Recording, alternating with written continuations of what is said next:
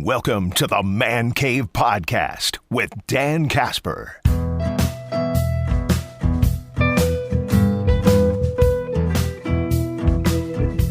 What's going on, everybody? Welcome to this episode of the Man Cave Podcast, brought to you by our good friends from Hy-Vee and Toyson Ford.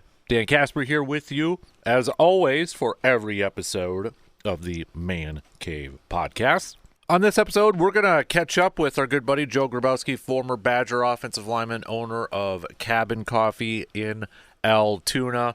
And obviously, football season's over with, but I wanted to get his thoughts on, the Travis Kelce, Andy Reid, not even scuffle, but maybe, Travis Kelce kind of barking at Andy Reid. How would that have flown, maybe with Barry Alvarez, and just some other things, college football. We've got guys who are, coaches now moving on. How does that affect that relationship from a player's perspective? And then there's a documentary coming out with the Patriots, and it sounds like you got like Brady and Gronkowski, and they're talking about how just they were kind of worn down from Belichick's coaching style, and I kind of want to talk to Joe about that because, well, Barry Alvarez, we've heard stuff about him and such, so get his thoughts on that. But first, before we get to that, the other day was Valentine's Day, and we had a little fun on the radio show talking about like some of the biggest crushes or heartbreaking moments in the world of sports here. And I was thinking about it more and more, and just kind of going back through the memory banks here too, like I guess maybe to kind of recap it, but also to expand upon some of the stuff we talked about. So, one of my first crush, and it's not one of, he was my first sports crush. Now, when I'm talking about sports crush, I'm talking about like you were a fan as a kid, not to say you can't be fans when you're an adult and such, but like who you had up as posters up in your room and such. And my first one was Shaq, which the timing was kind of weird because on the 13th, February 13th, Shaq got his number retired by the Orlando Magic. And I know there's some debate whether that should have happened or not. I'm not going to get into that.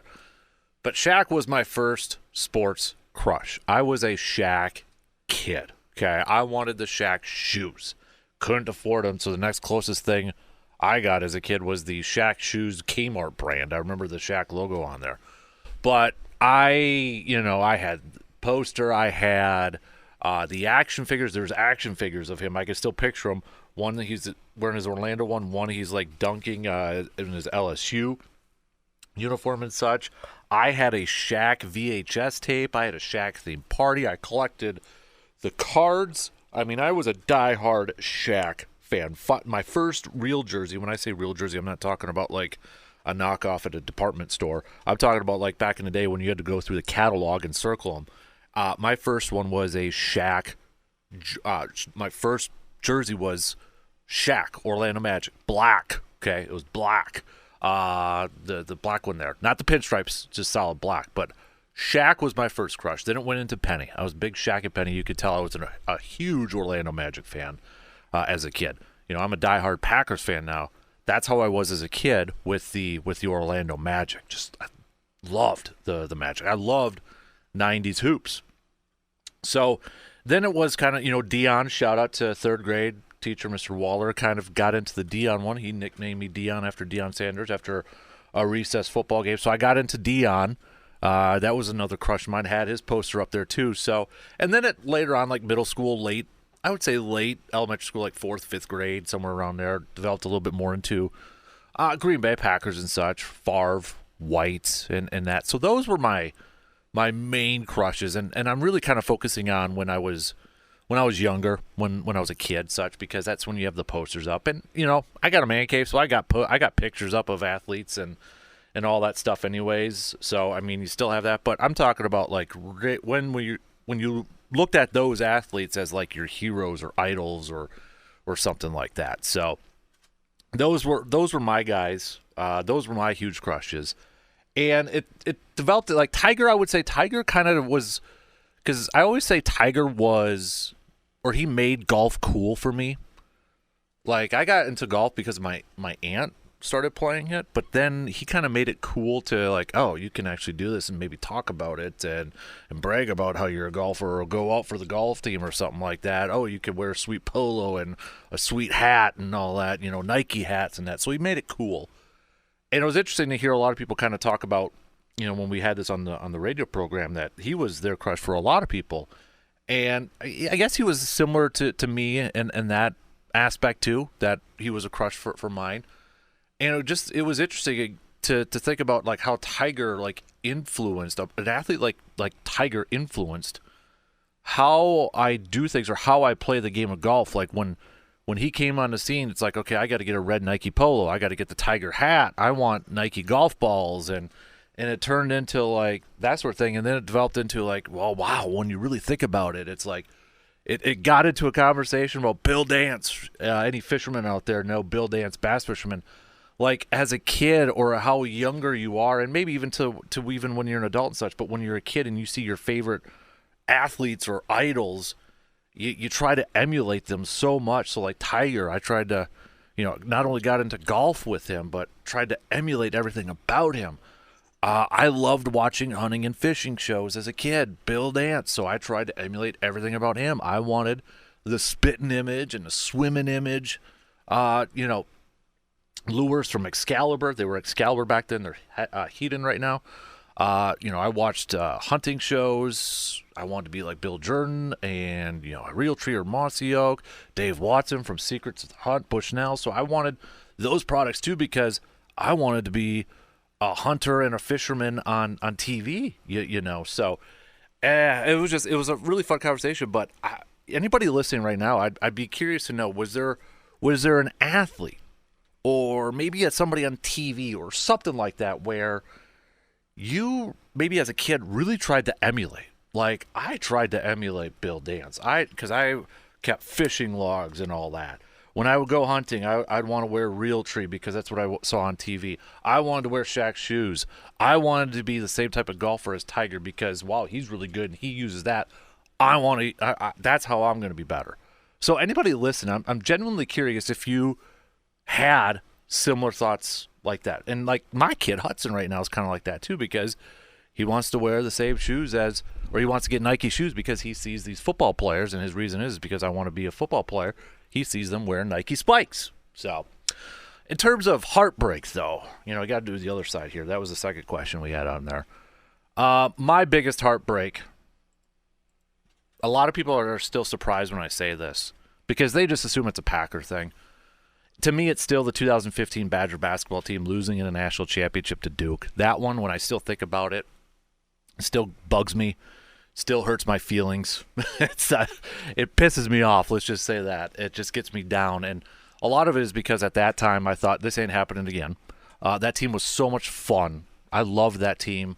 Frank the Tank, Sam Decker, Nigel Hayes, Bronson Koenig. They're having fun with stenographers, goofing around Bo Ryan and such. I just felt like that was the only time I was going to see the Badgers maybe win a national championship in basketball. I still kind of feel that way, maybe not as strong as I did back then, but it's just that one bugs me the most. There's, of course, the 14-15 Packer season ending in the NFC Championship game against Seattle. That one stunk.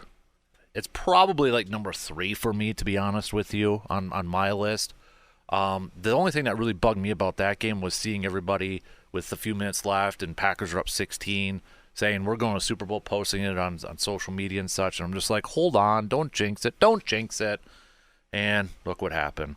I was at the 07-08 NFC Championship game at Lambeau when they lost to the Giants. That one might be number 2 for me because I was there. I had the mindset that we were going to go to the Super Bowl. It's the reason why I bought a ticket, because I thought, hey, I'm going to see the Packers celebrate on the field, and they're going to go to the Super Bowl. I said that if the Giants were going to beat the Cowboys, I was going to buy a ticket and go to the game. Giants beat the Cowboys. Boom, NFC Championship games in Green Bay. So that is still the quietest I've ever experienced Lambeau Field. Walking out of that stadium, and I was at the top all the way down, it was so quiet. Nobody was talking. And I don't think it was just because it was freezing cold. I think it was just this disbelief that actually happened. And then I put Super Bowl 32 on there too. I I think 6th grade, so I still remember the game. I still remember how I acted afterwards. I was mad. I punched the couch. So that's still up there. You lose a championship, you lose a Super Bowl, especially with Green Bay being, one of the favorites up there. Yeah, that was heartbreaking too. In terms of baseball, I wasn't around in 82, so I can't say the 82 World Series, but maybe baseball-wise, go to 2018 Game 7 against the Dodgers, and when was it Bellinger or whoever made the catch in center field? I think it was a Yelich hit. Brewers trying to make something happen, trying to get some momentum. When he made that ridiculous catch, you just kind of felt the energy suck out of the. I watched it on TV, and you could just feel the energy getting sucked out of there. So, but those are kind of my heartbreaks, if you will. So I know we talked about it on the radio show the other day. I kind of wanted to expand on it a little bit more and really kind of get your thoughts too, because I wanted to throw the question out there: who did you emulate? Who did you emulate as a kid? I had the different ones. I tried to emulate a fisherman. I tried to emulate a hunter. I tried to emulate a golfer. A lot of times we emulate baseball players with their batting stances, right? Maybe it's that way. But who did you emulate? Think about that for a little bit and hit me up, okay? Hey, we're going to take a quick break here, and we'll talk with Joe Gribowski, coming up after these quick words. Are you thinking of taking a spring break trip this year? Or maybe you're already eyeing up that summer vacation, but you're not quite sure if you have the proper transportation for those road trips. Hey, that's where Toyson Ford can help you. Toyson Ford has a wide selection of new and used vehicles for you to check out. And at Toyson Ford, they treat you like an honored guest. They will work with you on financing no matter what your budget may be. So if you're looking for that new vehicle this year, head to Toyson Ford, located at 1000 Chippewa Crossing Boulevard in Chippewa Falls. We are always looking to save a little money in our pockets, but we still need our essentials like our grocery items. So how do you save money while also getting what you need for your family? Hy-Vee Perks. If you shop at Hy-Vee, you're already getting a great deal on quality items throughout the store. But now you can save more money with Hy-Vee Perks on different items each week. Saving some money is easy if you shop at Hy-Vee in Eau Claire. So take advantage of these awesome deals and sales and stop on over at Hy-Vee in Eau Claire today.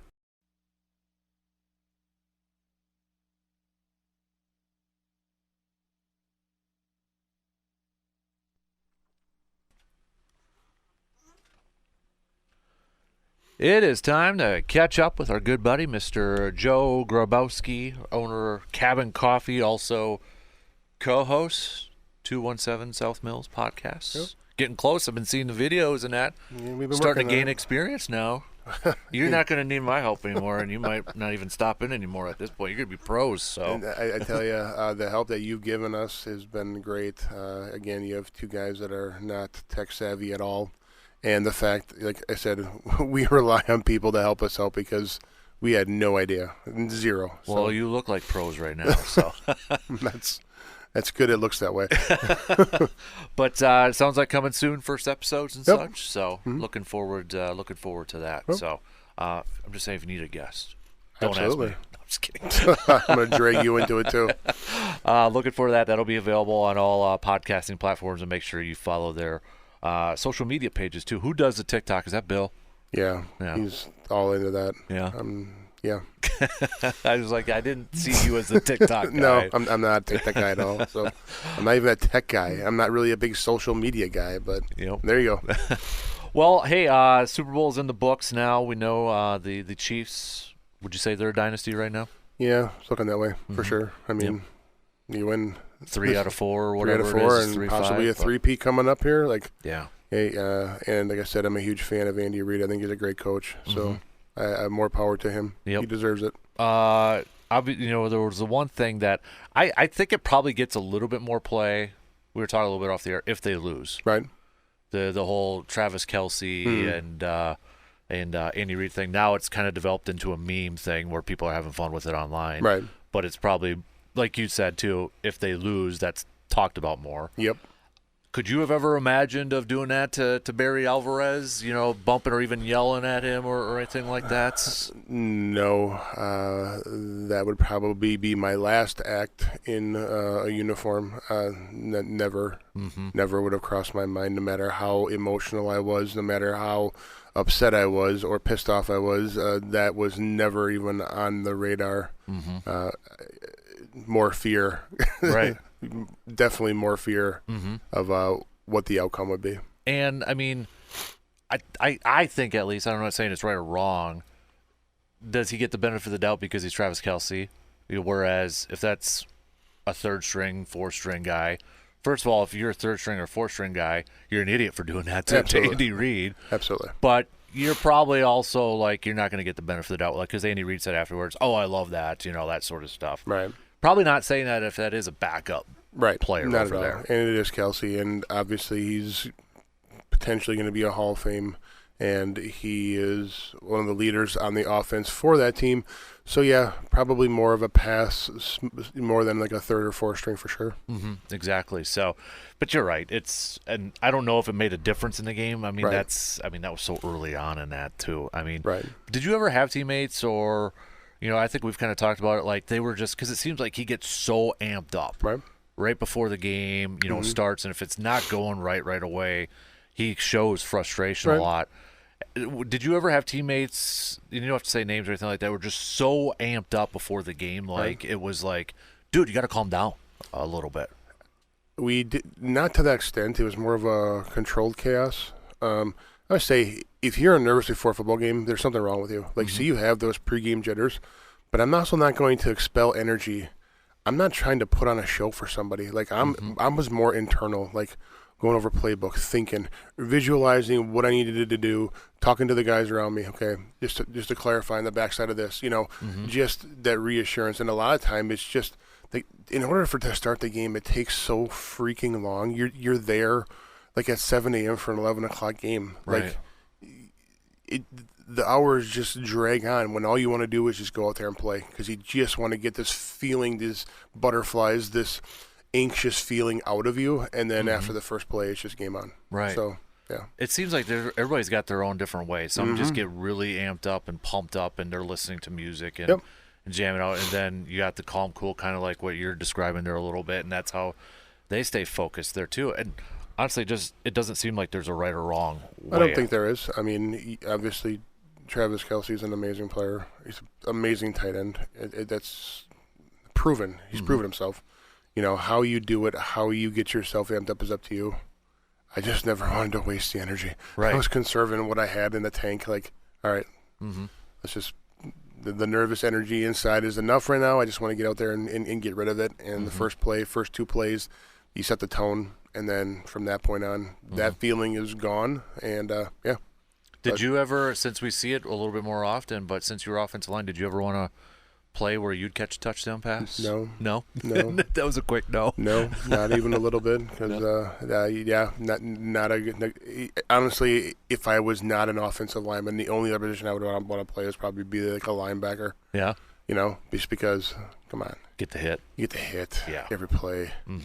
And, so that was, but yeah, obviously, I'm still happy with being an O-lineman. Yeah. So this was something that happened actually towards the end of the regular season. I don't think I ever got to ask you this, and I just thought of this. There was that Lions and Cowboys game, the drama at the end, the lineman reporting eligible or not eligible. Okay. So it was a big deal because they brought in an extra offensive lineman. And there was talk whether he actually reported. The official said he did, which blew the play dead. It was a game-winning play there. Was that, I mean, can you kind of give us a little bit of background, like reporting eligible sort of stuff on there as an offensive lineman? Like, all you do is go up to the line judge and say you're eligible, and then it's his job to announce it to the other guys. I mean, it's not a long discussion. Hey, I'm eligible in this play. And then he blows the whistle and lets everybody know number 73 or whatever number you are is eligible for pass. So, we didn't have many offensive lineman passes, which is okay. Right. He'd rather run the ball anyway. Yeah, so exactly. And it was like, then there was some talk like, well, there was one saying he wasn't or pretending he was and trying to fool everything. To me, that seems like you're getting too cute at that point. It is. Just run the play. Yeah. Run the play. Like, there's not a whole lot, especially on the level of the NFL, that they don't know what you're doing. They know your trick plays. They know your offense because they've watched film. I mean, it's very rare that you can pull something out that they haven't seen at some way, shape, or form at that time. So, but yeah, it's different. Yeah. How much in like your meetings, because listening to you talk and when Bill's been on, you guys have talked about how your meetings have gone and how detailed and all that. How, so one thing also to come from the Super Bowl was the overtime rules, where you had players from the Chiefs kind of coming out saying, we were preparing for this. We talked about it in training camp. We prepared for it 2 weeks ago. We knew what the scenario was going to be if we were in there. Where 49ers players, you had them with the opposite side. Yeah, we didn't know the rules, sort of stuff. And, whether that factored in. But it was just kind of interesting to hear two different teams saying, yeah, we were doing this stuff and preparing for it, and all. Did you guys, when you were in your meetings, prepare for, maybe at that time you're like, why are we preparing for this? But it might have been so minute that maybe it could have popped up in a game. Yeah, we did cover it, but for overtime stuff, we did know the rules. Our coaches knew the rules. We may have addressed it, but it wasn't like a weekly thing that we thought, all right, if we go into overtime, we're going to do this. Nope, it's just, okay, here's what it is. And I'm trying to think of what the rules were. Did you start at 20, I think, and you had like 4 opportunities to get a touchdown, and then vice versa? And the rules have changed numerous times now since I played, but that was the thing. Like, we knew what the rules were. And that's something that we rehearsed every week, but we had our pulse on it. We knew what was going on, and we knew, okay, well, hey, we're getting down to overtime here, possibilities. So let's just recap, what the rules are and how we're going to go about our business. Right. Because we've always heard stories about like Belichick being one of them that would always go over the small details and maybe, just pound through the fundamentals and the small details. I mean, that's one thing for us to hear that. Is that something that actually goes on in practice a lot, where you may hammer and focus on some of the smaller details? And for maybe some people, it's like full fundamentals. Once you get them down, you don't really have to rehearse them. Is that something you still go over practice all the time? We, on our individuals for practice, it was the same thing over, and it was a board drill, keeping your legs, your drop step, working on your duck walk, digging your heels into the ground.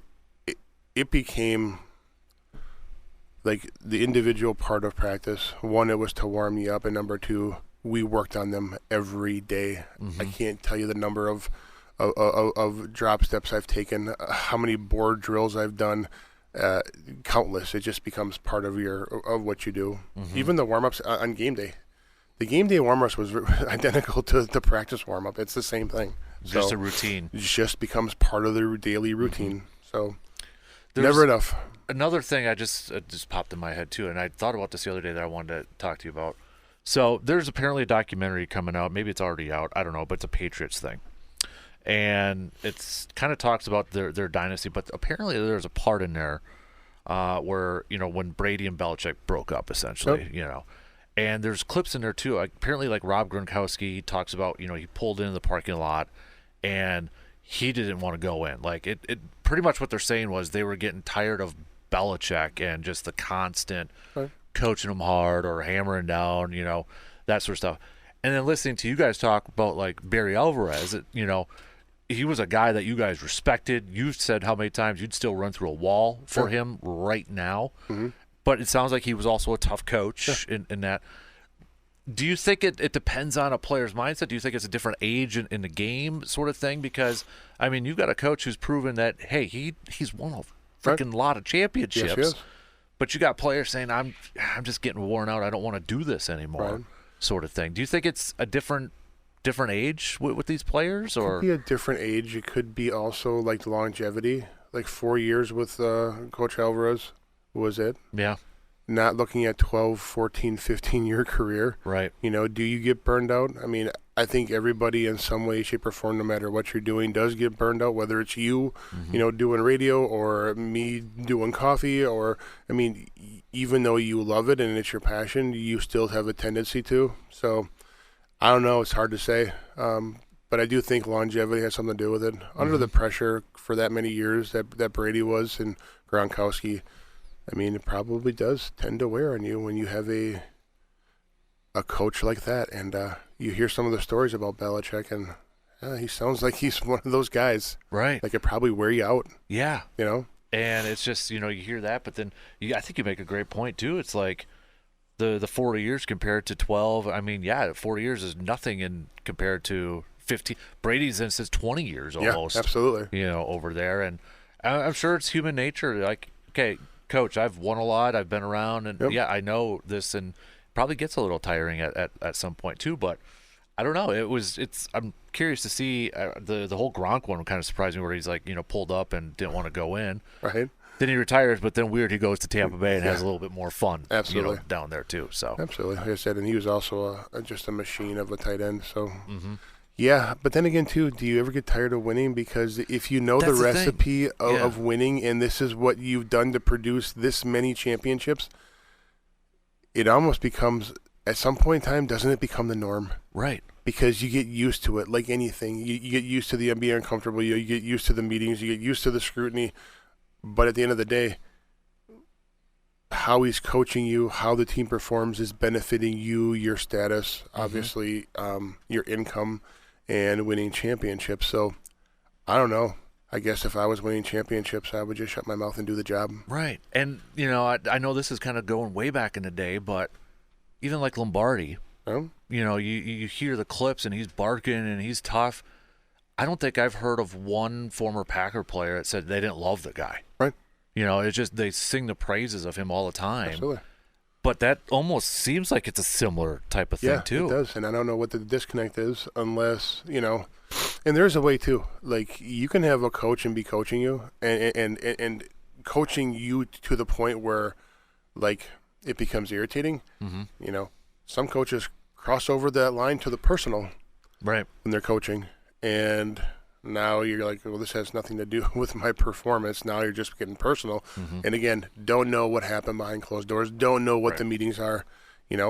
Was he tyrannical? I have no idea. You listen to his media stuff. Not much personality there. No. And I don't know. I said, you coach, and one of our common things for our offensive line coach was, he said two things that always stuck with me. The day I stop yelling at you is the day I given up on you. And number two was, it's not how I say it, it's what I say. So those were the things. I mean, so yeah, he got swore at all the time. He got yelled at all the time. But the minute, if he didn't do it, he's given up on you. And that's almost a worse scenario. Like, you know what? You can't play here. I'm not going to waste my time or my breath on you anymore. So, how big of an adjustment was that for you from high school to college to kind of go from that? I mean, did that take a little bit for you to get used to? Absolutely. Just different technique, what the expectation was. In high school, I became like a friend of my coach.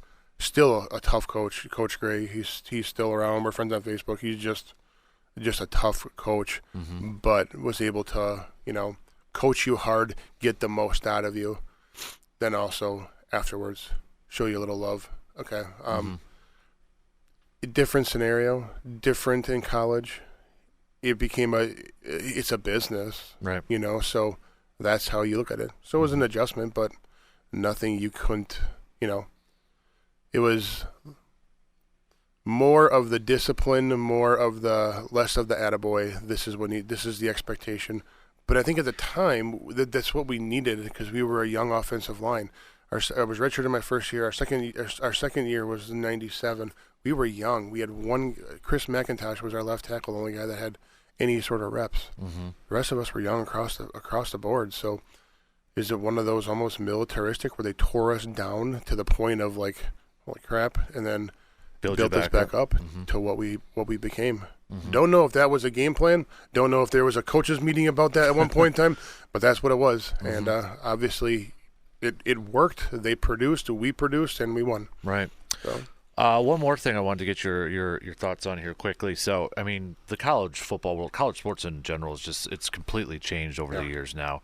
We've talked about transfer portals and all that, but even like coaches now, so Ohio State, for example, they hired Bill O'Brien a couple months ago as their offense coordinator. He now already left to be head coach.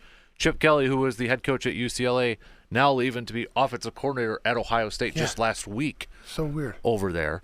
I mean, what do you think that does for these players? All the focus has been on players entering transfer portals and that. Yet you've got these coaches. These players commit to these coaches.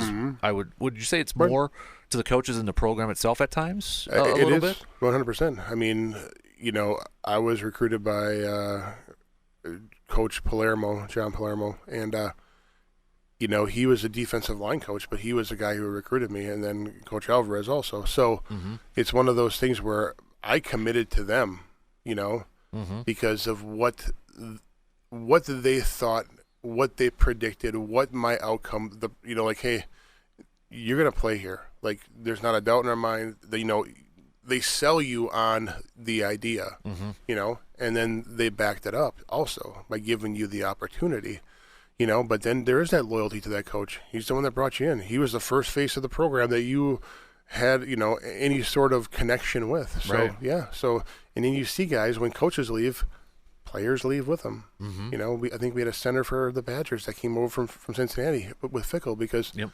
that's your commitment. Right. So I feel like for a lot of people who kind of criticize the players, you kind of have to look at the coaches that kind of do the same thing. A little bit. And this is late in the game too to be doing that stuff. And now you look at like Michigan and Harbaugh. Yeah. He won a national championship at the epitome of the game. Everyone's like, oh my gosh, I'm gonna go play for Michigan. Yep. And all the guys that he brought in. Yeah. I mean, you look at Saban retiring this year, now Harbaugh leaving, the trickle-down effect all over. Yep. Even like Harbaugh bringing some of his guys on that coaching staff. It's 365, right? 24/7. There's no off season. And I would hate to be a coach at the college level right now because you have to walk that fine line of that discipline. I mean, if you were coached like we were coached in the mid 90s, early 2000, and it was now, I feel like people would have left. Yeah. Because it was hard and it was uncomfortable and there was a tremendous amount of pressure to produce. And I don't know if you have an opportunity to go someplace else, still get like the potential of moving up to the next level of the NFL and not have to deal with it with the grind. That's on players' mind. That's something I've talked to some college coaches about, like what's been the biggest adjustment from, when you first started to where you're at now. And it kind of relates to that where they're like, now we kind of have to, lack of a better word, coddle them a little bit more. Yeah. Just so they don't leave, right. And that sort of stuff. I'm like, wow, you got to coach them, but at the same time, where is that line? Like you said, well, if I get too hard, am I going to upset them and they leave? Sort of thing. I remember one early on in my career, offensive line coach pulls me aside. He's like, your best bet is to go find a good trade school, son, because you're never going to play here. So you're like, and you think you're producing. Well, talk about having another fire lit under you. Yeah. That'll do it. Well. So that was. Now, if you say that in this day and age, are you going to get you're right, I should leave. Right. I'm out. Yeah. I don't know. Not on the same level, but that's kind of similar to what motivated me. I had my chemistry teacher, because I hated chemistry, so I sucked at it. And it was, she mentioned at one time, I was doing a makeup test or something. She's like, and it was around when you're supposed to apply for colleges. She's like, and I said something, but I had to, fill out something. She's like, oh, you're going to a trade school? I'm like, oh. And it's nothing wrong with that, but it's like, you're minimizing me. Yep. I went to a 4-year university. And then hopefully every day she listens to you talk on the radio. I know, and I hope she knows who exactly. And then you should send her Christmas cards. Should. That would be awesome. And birthday cards and Valentine's and St. Patty's Day. And exactly. Hey, speaking of St. Patty's Day, we got a new flavor. Yes, we do. Coming up here, man. Like that transition right away. So beautiful. It's a mint sensation. We're featuring our white coffee for the month of March and some green mint. It's pretty darn tasty. And just remember to, even though we feature it for the month of March, you can get green mint in my shop anytime. You can get pumpkin anytime you want to. So we don't limit you on what you're feeling that day, or based on the months, the drinks of the month. So I wanted to give a shout out because we were just there on Sunday through the drive-through, and a couple of your girls working the drive-through. They were awesome. There was, not to call anybody out or anything like that, but there was an issue with somebody's order or something like that, and we were kind of good over here. They were awesome, very friendly, and just we even thanked them too, going up to the drive-through. I mean, I know you've talked about your girls over there how many times. They're fantastic, very personable, and awesome, just awesome. I have been blessed with having great employees since we've opened. So They go above and beyond. They do this better than I do, which you're supposed to. But we have that partnership, and it keeps me young. Yeah. it does. But yeah, absolutely, we have amazing staff, and could not do it without them, and they know that. And as I said, I sing their praises whenever I possibly can. So I wanted to give them a shout out because they were awesome. I'm sure they'll appreciate that on Sunday. So, all right, dude. Well, looking forward to the drop of your new podcast. Just don't keep coming back on this one too. Back. All right, yeah, so absolutely. don't get too big for us right now. So we appreciate it, buddy, and we'll catch up with you again soon. Okay. Take care. That's going to do it for us on this episode of the Man Cave Podcast. Again, brought to you by our good friends from Hy-Vee and Toyson Ford. Don't forget, if you got a few seconds, if you don't mind, giving us a 5-star rating and a positive review wherever you listen to your podcast. Like Apple, review, 5-star rating, Spotify, 5-star rating. That would be awesome. That way others can find the podcast. Until next time, I'm Dan Casper, and I will talk to you on the next episode of the Man Cave Podcast.